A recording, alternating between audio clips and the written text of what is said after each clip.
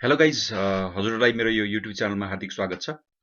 हजुरहरूलाई थाहा छँदैछ, नेपाल सरकारले केपी ओलीको नेतृत्वमा लिम्पियादुरा, लिपुलेख र कालापानी मिलाएर नेपालको नयाँ नक्सा सार्वजनिक गरिसकेको छ र नेपाल सरकारको यो एउटा धेरै नै सराहनीय कदम रहेको छ। जे भए पनि सुरुवात त भयो भन्न हामीले यसलाई चाहिँ हेर्न सक्छौँ। यो विवाद धेरै पहिलादेखिको विवाद हो र अहिलेसम्म नेपालको तर्फबाट यति एग्रेसिभ कदम अहिलेसम्म उठेको थिएन र यो पहिलोपल्ट यस्तो एग्रेसिभ कदम उठिरहेको छ र यो कदमको चौतर्फी स्वागत पनि भएको छ।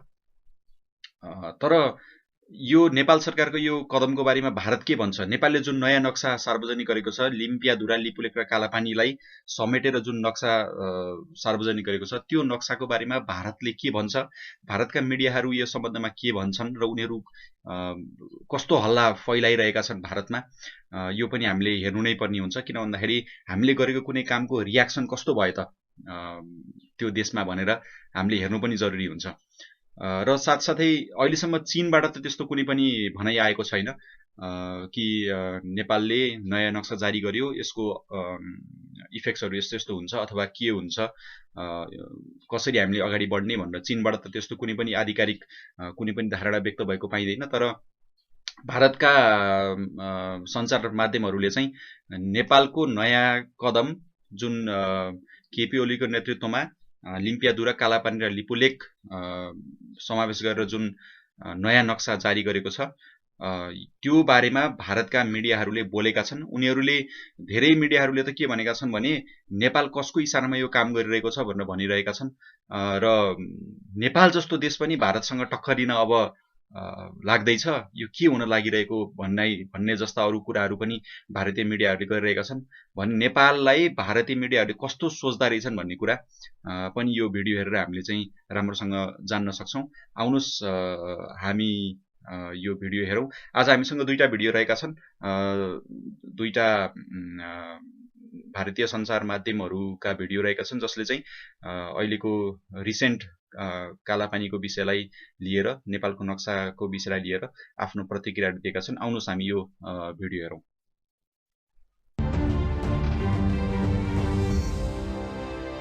भारत और नेपाल के बीच तकरार खत्म होने का नाम नहीं ले रही। 8 मई को जब भारत ने उत्तराखंड के लिपुलेख से कैलाश मानसरोवर के लिए सड़क का उद्घाटन किया तो विवाद और बढ़ गया, जिसके बाद नेपाल ने अब अपना राजनीतिक नक्शा जारी किया है, जिसमें भारत के 1 या 2 नहीं बल्कि 3 इलाके नेपाल ने अपने बताए हैं। तो भारत और नेपाल के बीच चल रही इस तनातनी पर देखिए हमारी स्पेशल रिपोर्ट। भारतीय मीडिया में खैला बैला आखिर नेपाल किसके इशारों पर काम कर रहा है? आखिर किस आधार पर भारत के 3 इलाकों को अपना बता रहा है नेपाल? क्या नेपाल सरकार के नए राजनीतिक नक्शे से और बिगड़ जाएंगे भारत नेपाल के रिश्ते? ये सवाल आज इसलिए खड़े हो रहे हैं क्योंकि नेपाल भारत के कालापानी, लिपुलेख और लिम्पियाधुरा को अपना बता रहा है। इस पूरे विवाद की शुरुआत तब हुई जब भारत ने लिपुलेख से कैलाश मानसरोवर के लिए सड़क का उद्घाटन किया। भारत का ये कदम नेपाल को रास नहीं आया और नेपाल के प्रधानमंत्री केपी शर्मा ओली ने 1 इंच जमीन भी भारत को न देने की बात कह दी और फिर कैबिनेट बैठक में नेपाल ने संशोधित नक्शा जारी कर दिया। लेकिन क्या नेपाल का नया नक्शा ड्रैगन की साजिश का हिस्सा है? क्योंकि भारतीय सेना प्रमुख एम नरवणे चीन का नाम लिए बिना ये कह चुके हैं कि नेपाल किसी और के इशारे पर काम कर रहा है। दरअसल भारत और नेपाल के बीच सीमा विवाद कोई नया नहीं है। 6 महीने पहले भी जब भारत ने जम्मू कश्मीर के 2 राज्यों में विभाजन के बाद नया नक्शा जारी किया था तो इसमें काला पानी को शामिल करने को लेकर नेपाल ने विरोध जताया था और तब से ही नेपाल में नया नक्शा जारी करने की मांग उठ रही थी। तो अब आखिरकार नेपाल ने नया नक्शा जारी कर दिया, लेकिन आखिर कालापानी, लिपुलेख या लिम्पियाधुरा को नेपाल किस आधार पर अपनी जमीन बता रहा है और इन तीनों इलाकों को लेकर दोनों देशों के तर्क क्या हैं, वो भी आपको बताते हैं। अब नेपाल के नए नक्शे से दोनों देशों के रिश्तों में खटास तो पैदा हो गई है, लेकिन आपको बता दें नेपाल कालापानी, लिपुलेख और लिम्पियाधुरा पर सुगौली संधि के आधार पर अपना दावा पेश कर रहा है। क्या है सुगौली संधि? नेपाल और ब्रिटिश भारत के बीच 1816 में सुगौली संधि हुई थी, जिसके तहत दोनों के बीच महाकाली नदी को सीमा रेखा माना गया था। अगर सही मायनों में देखें तो ये पूरा विवाद महाकाली नदी की उत्पत्ति को लेकर ही है। नेपाल का मानना है नदी लिपुलेख के नजदीक लिम्पियाधुरा से निकलती और दक्षिण पश्चिम की ओर बहती है, जबकि भारत काला पानी को उद्गम स्थल मानता है। जब भारत ने लिपुलेख में सड़क का उद्घाटन किया तो नेपाल के विदेश मंत्री प्रदीप ग्यावली ने संसद में कहा था कि सरकार को पिछले 12 सालों से ये बात पता है कि भारत विवादित क्षेत्र में सड़क बना रहा है। इतना ही नहीं, नेपाल मामले में भारत के अलावा चीन से भी इस मुद्दे पर बात करेगा। भारत मौजूदा स्वास्थ्य मुसीबत के बाद इस मुद्दे पर बात करने को कह रहा है, लेकिन नेपाल मौजूदा स्वास्थ्य मुसीबत के टलने का इंतजार करने को भी तैयार नहीं है। इन सब के बीच देखना दिलचस्प होगा कि आखिर भारत नेपाल सीमा विवाद कहां पर जाकर खत्म होता है। डीबी लाइव की रिपोर्ट।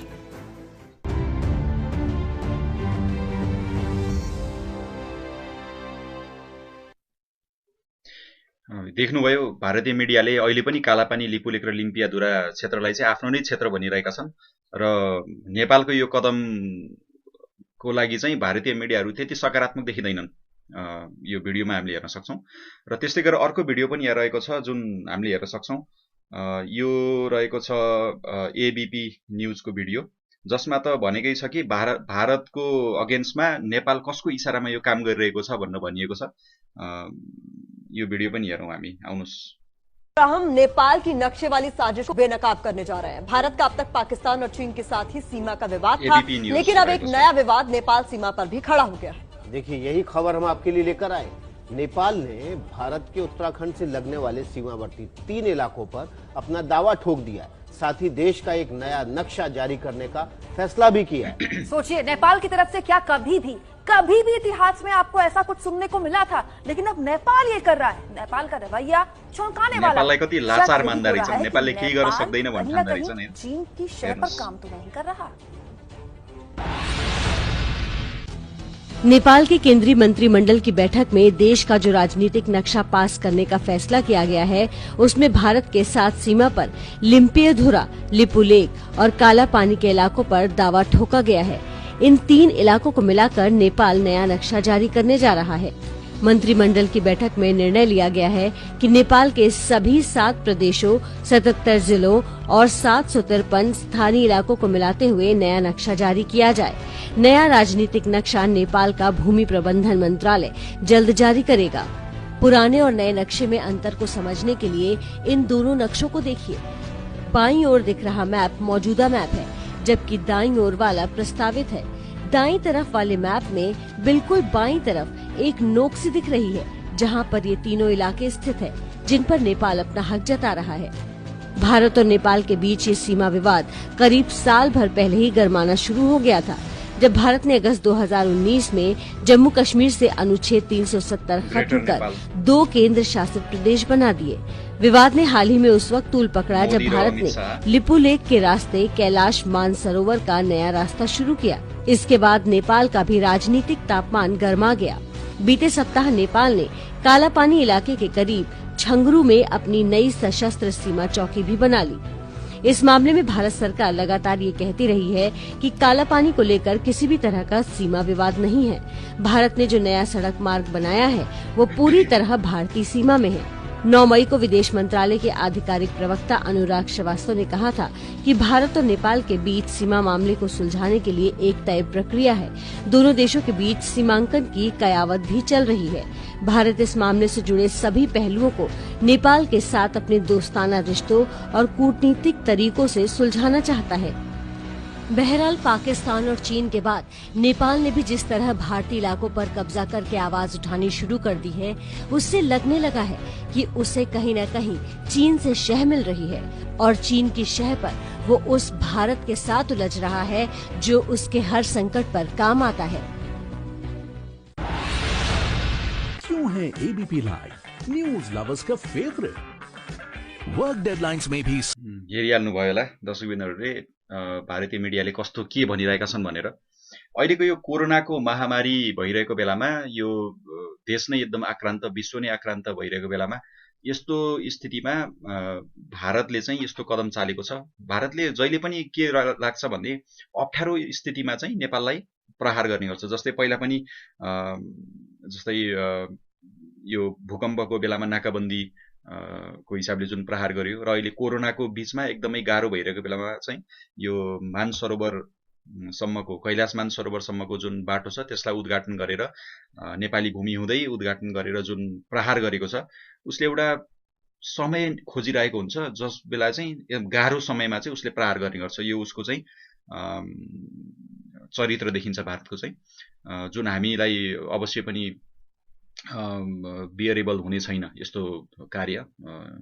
र अर्को कुरा के छ भन्दा भारत बारम्बार भनिरहेको छ कि कसको इसारामा नेपालले यो सबै गरिरहेको छ, किनभने नेपालको एक्लै यस्तो काम गर्ने त हैसियत त छैन, किनभने नेपालले कहिले पनि गरेको पनि थिएन र कसको इसारामा यस्तो गरिरहेको छ भन्ने पनि बारम्बार भारतीय मिडियाले भनिरहेका छन्। तर प्रधानमन्त्री केपी शर्मा ओलीले संसदमा नीति तथा कार्यक्रमको लागि जुन संसदमा चाहिँ उहाँले जुन भाषण दिनुभएको थियो त्यसमा उहाँले भनिसक्नु भएको छ, नेपालको यो नयाँ नक्साको कदम भनेको नेपालको आफ्नो फैसला हो, नेपाललाई कसैले पनि चलाएको छैन, नेपाल कुनै देशबाट अथवा कुनै पनि शक्तिबाट परिचालित छैन, नेपाल केवल परिचालित छ त आफ्नो नेपाली जनताहरूबाट परिचालित छ र यो कुनै पनि बाहिरी अथवा कुनै पनि दबावले चाहिँ यो हामीले नक्सा चाहिँ निकालेका हैनौँ। यो आफ्नो देशको सार्वभौम सत्ता सम्पन्न हामी पनि देश हौँ र हाम्रो पनि आफ्नो देशको सीमा रक्षाको लागि चाहिँ हाम्रो पनि कर्तव्य हुन्छ भन्ने हिसाबले हामीले यो नक्सा चाहिँ बाहिर निकालेका हौँ भनेर प्रधानमन्त्री केपी शर्मा ओलीले भनिसक्नु भएको छ। र अब यो नक्सा जुन हामीले मोडिफाई गर्यौं त्यो त छँदैछ, तर अब यसको चाहिँ हाम्रो जुन जमिन छ, जमिन पनि कसरी फिर्ता लिएर आउने भन्ने कुरामा पनि हामीले चाहिँ राम्रोसँग लाग्नुपर्ने देखिन्छ। र 1960 को दशकमा जुन कालापानी क्षेत्रमा भारतीय सेनाहरूले चाहिँ शिविर बनाएर बसेका थिए चीनसँगको युद्धको क्रममा, त्यो चाहिँ अहिलेसम्म पनि हटेको छैन। र यो किन हटेन अथवा किन हटाइएन अथवा के हो, यो सबै विचार गरेर जसरी अहिले नयाँ नक्सा निक्लेको छ त्यसरी नै नेपालको भूमि जुन भारतले अतिक्रमण गरेको छ भनिन्छ त्यसलाई चाहिँ तुरुन्त फिर्ता ल्याउने कदम चाहिँ हामीले चाल्नुपर्छ। यो कुनै आम मान्छेले गरेर हुने कुरा हैन, यो सरकारसँग वार्ताको हिसाबले चाहिँ यो सुल्झाएर अगाडि बढ्नुपर्ने हुन्छ। किनभने सीमा रक्षा भनेको कुनै व्यक्तिले गर्ने हैन, देशको व्यक्तिले गर्ने हैन, त्यो सरकारले गर्ने हो। सरकारी तवरबाट यसको चाहिँ फैसला हुनुपर्छ। र यति भन्दा भन्दै नेपाल र भारतको सम्बन्ध तैपनि नबिग्रियोस्, यो किन भन्दाखेरि हाम्रो अरु धेरै राम्रा पक्षहरू पनि छन्, भौगोलिकदेखि लिएर रीतिरिवाज धार्मिक सबै कुराहरूबाट नेपाल र भारत धेरै नै नजिक रहेका छन्। यसले गर्दा नेपालको र भारतको सम्बन्ध नबिग्रियोस् र सम्बन्ध नबिगारिकन कसरी दुवै देशलाई चाहिँ मार नपर्ने गरेर, अहिले त नेपाललाई नै मार परेको देखिन्छ, दुवै देशलाई नै मार नपर्ने गरेर कसरी अगाडि बढ्न सकिन्छ त्यसबारे हामी सबैले चाहिँ ध्यान दिएर अगाडि बढ्न जरुरी देखिन्छ। हुन्छ साथीहरू, आजको लागि भिडियो यति नै। अरु भिडियोहरुको लागि हाम्रो च्यानललाई सब्स्क्राइब गर्नु होला र घण्टीलाई पनि दबाउन नबिर्सिनु होला, ताकि नयाँ भिडियोहरु हजुरको च्यानलमा आइरहनेछन् र हाम्रो च्यानललाई माया गर्दै गर्नु होला। यति भन्दै आजको भिडियोबाट बिदा चाहन्छु। नमस्कार।